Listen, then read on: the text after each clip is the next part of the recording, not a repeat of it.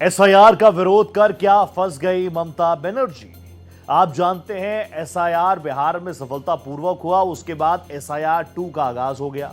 लेकिन एसआईआर को लेकर पश्चिम बंगाल की सीएम ममता बनर्जी का विरोध अग्रेसिवली आगे बढ़ रहा है। कल ममता बनर्जी ने बीजेपी सरकार को खुली धमकी दे दी थी। आज सुप्रीम कोर्ट में भी एसआईआर मुद्दे पर सुनवाई हुई।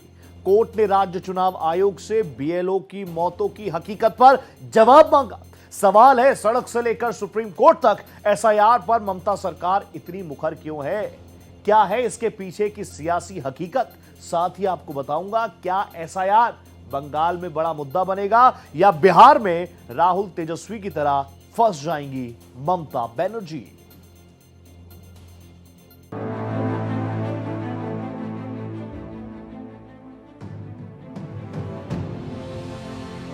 एसआईआर पर घमासान, ममता का सियासी संग्राम। वोटर लिस्ट अपडेट पर सड़क से सुप्रीम कोर्ट तक हलचल। टीएमसी अध्यक्ष और पश्चिम बंगाल की सीएम ममता बनर्जी ने चुनाव वोटर लिस्ट के अपडेट के लिए चल रहे एसआईआर के विरोध को जैसे सियासी हथियार बना लिया है। उन्होंने बांग्लादेश की सीमा से सटे उत्तर 24 परगना जिले के बनगांव में एक दिन पहले मतुआ समुदाय के गढ़ में एक रैली कर बीजेपी सरकार को ललकारा। उन्होंने वहां एक जनसभा को संबोधित करते हुए बीजेपी को धमकी दी कि एसआईआर को लेकर उन्हें परेशान न किया जाए, वरना वो बीजेपी की सत्ता को हिला देंगी। सवाल है, संवैधानिक तरीके से लिए गए निर्णय पर किसी राज्य के मुखिया की ऐसी धमकी भरी भाषा आखिर कितनी जायज है? ममता ने एसआईआर विरोध को सियासी हथियार समझकर बंगाल में बीजेपी की जमीन काटने की धमकी दी।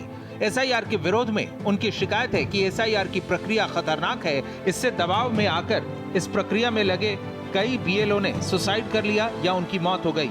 एक बार फिर ममता ने अपनी शिकायत दोहराई है। इसको बारे में हम कुछ नहीं बोल सकते हैं। परिवार ने जो बता दिया, हमारे पास पूरा रिकॉर्ड है।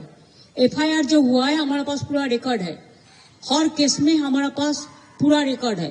जो सुसाइड किया है, जो ट्रॉमा में मर गया है, जो बहुत सारे आदमी अभी भी सुसाइड कर रहा है। हम तो नहीं चाहते हैं ना। जिंदगी सबसे दामी होता है, कीमत होता है। हम क्यों कह रहे हैं कि गुजरात में जो बीएलओ मर गया उसके लिए कौन जिम्मेदारी है? राजस्थान में जो मर गया तो बीजेपी गवर्नमेंट है। मध्य प्रदेश में जो मर गया, क्या जरूरत था इतना जल्दी इसको ऐसा करना? अगर हर खुश बैठिया है तो बीजेपी क्या साधु है, संत है? सबको अधिकार छीन लेता है और बीजेपी को बोलता है जेल में डाल देगा। बीएलओ को बोलता है जेल में डाल देंगे, आपको नकड़ी खा लेंगे। आपका नकड़ी कितना दिन रहेगा? पहले आप बचाओ। लोकतंत्र रहेगा लेकिन आप लोग नहीं रहेगा। एसआईआर विरोध को लेकर केरल, पश्चिम बंगाल और तमिलनाडु सरकार ने सुप्रीम कोर्ट का दरवाजा खटखटाया था। आज इस पर सुनवाई के दौरान पश्चिम बंगाल सरकार की ओर से पेश वकील ने कोर्ट को बताया कि अभी तक 23 बीएलओ की मौत हो चुकी है। सीजेआई जस्टिस सूर्यकांत ने इस पर चिंता जताते हुए राज्य चुनाव आयोग से 1 दिसंबर तक इस पर जवाब मांगा है। अगली सुनवाई अब 9 दिसंबर को होगी। हालांकि आयोग की तरफ से बीएलओ की मौत और आत्महत्या की घटनाओं को काम के दबाव से जोड़े जाने पर हैरानी जताई गई। आयोग से जुड़े अधिकारियों के मुताबिक बिहार में तो इन राज्यों से कम समय में एसआईआर प्रक्रिया हुई, लेकिन वहां ऐसी एक भी घटना देखने को नहीं मिली। हाल ही में चुनाव आयोग ने बीएलओ की मौत और आत्महत्या से संबंधित सच्चाई जानने के लिए राज्यों के मुख्य निर्वाचन पदाधिकारियों से रिपोर्ट भी मांगी है। इस बीच भारत के चुनाव आयोग ने पश्चिम बंगाल में अपने अधिकारियों और कर्मचारियों की सुरक्षा के संबंध में कोलकाता पुलिस कमिश्नर को पत्र लिखा है। पश्चिम बंगाल के चीफ इलेक्टोरल ऑफिसर के ऑफिस में एक गंभीर सिक्योरिटी ब्रीच को लेकर पुलिस अधिकारियों को निर्देश दिया है कि वे सीईओ के ऑफिस में तैनात ऑफिसर और स्टाफ की सेफ्टी और सिक्योरिटी उनके घरों पर और आने जाने के दौरान पक्का करने के लिए हर मुमकिन कदम उठाएं। सवाल है, पश्चिम बंगाल में ममता बनर्जी एसआईआर को इतना बड़ा मुद्दा क्यों बना रही है? इसके पीछे है चुनावी आंकड़े। 2021 के विधानसभा चुनाव में ममता बनर्जी ने खेला होबे का नारा देकर बीजेपी को 77 सीटों और 38% वोट पर रोक दिया था, जबकि टीएमसी 48% वोटों के साथ 215 सीटें जीतने में कामयाब हुई थी। लेकिन 2024 के लोकसभा चुनाव में बीजेपी ने 12 सीटें जीती, अपने वोट शेयर में इजाफा कर उसे 38.7% तक पहुंचाकर साफ संकेत दे दिया था कि हिंदू मतदाताओं में असंतोष बढ़ रहा है। बंगाल में 7 करोड़ से ज्यादा वोटर हैं और अगर 5 से 10% नाम हटते हैं तो टीएमसी के मुस्लिम वोट बैंक पर गहरा असर पड़ना तय है। एसआईआर का दूसरा चरण 4 नवंबर 2025 से शुरू हो चुका है, जिसमें बूथ लेवल ऑफिसर घर घर जाकर वोटर लिस्ट सत्यापित कर रहे हैं। ऐसे में टीएमसी के मुस्लिम वोट बैंक पर गहरा असर पड़ना तय माना जा रहा है। यही वजह है कि इस मुद्दे पर टीएमसी का साथ कई विपक्षी पार्टियां दे रही हैं, जबकि बीजेपी इसे ममता की हार की बौखलाहट करार दे रही है।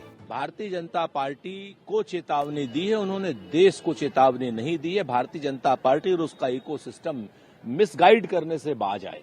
उन्होंने स्पष्ट कहा है कि अगर भारतीय जनता पार्टी ने कोई खेला बंगाल में किया तो वो पूरे देश में भारतीय जनता पार्टी की नींव हिला देंगी, और ये पूरी तरीके से उनका जायज बयान है। और हमें चाहिए कि ममता बनर्जी अपनी इस बात पर आगे बढ़ें। मुझे लगता है जिनको बंगाल की जनता हिलाने के लिए तैयार बैठी है, बाहर करने के लिए तैयार बैठी है, और हार से पहले बौखलाहट ममता बनर्जी जी की साफ नजर आती है। जिस राज्य में भ्रष्टाचार हत्या का बोलबाला हो, घुसपैठियों को संरक्षण मिल रहा हो, चुनाव से पहले हार दिख रही हो, वो इस तरह की धमकी ही दे सकती हैं और हर बार बहाने ढूंढते हैं। बिहार के चुनाव से पहले भी राहुल गांधी जी एसआईआर का बहाना लगा रहे थे, जबकि बिहार की जनता ने रिकॉर्ड और ऐतिहासिक बहुमत भारतीय जनता पार्टी एनडीए को दिया है। बिहार जीता है, अब बंगाल की बारी है। बिहार में जब एसआईआर हुई तो कई अवैध नाम पकड़े गए। अब बंगाल में मुर्शिदाबाद, मालदा, उत्तर दिनाजपुर जैसे सीमावर्ती जिलों में अवैध बांग्लादेशी घुसपैठ का मुद्दा पुराना है। जिस तरह एसआईआर से हजारों अवैध प्रवासी हाकिमपुर बॉर्डर पर भागते दिखे थे, वो बताता है कि बंगाल में बड़े पैमाने पर अवैध बांग्लादेशी घुसे हुए हैं। ऐसे में ममता की धमकियों का जवाब बीजेपी नेता कंगना रनौत ने भी दिया है। जो धमकियां हैं, इस तरह से इससे देश नहीं डरने वाला, और पूरा देश जो है वो इन घुसपैठियों से जो है सैनिटाइजेशन चाहता है। और जिस तरह से शरीर में कैंसर होता है, उसी तरह से देश में ये घुसपैठी होते हैं, तो उनको निकालना पूरा देश चाहता है। अब सवाल ये है कि बिहार में जिस तरह एसआईआर का विरोध कर विपक्षी फंस गए, उनकी हालत कुछ ऐसी हो गई कि ना तो खुदा ही मिला न विसाले सनम। क्या बंगाल में भी एसआईआर के विरोध के नाम पर ममता की सियासत को झटका लगेगा? क्या ममता बनर्जी की सत्ता का काउंटडाउन शुरू हो गया है, जिस वजह से वो धमकी भरी भाषा पर उतर आई हैं? Bureau report, Bharat express.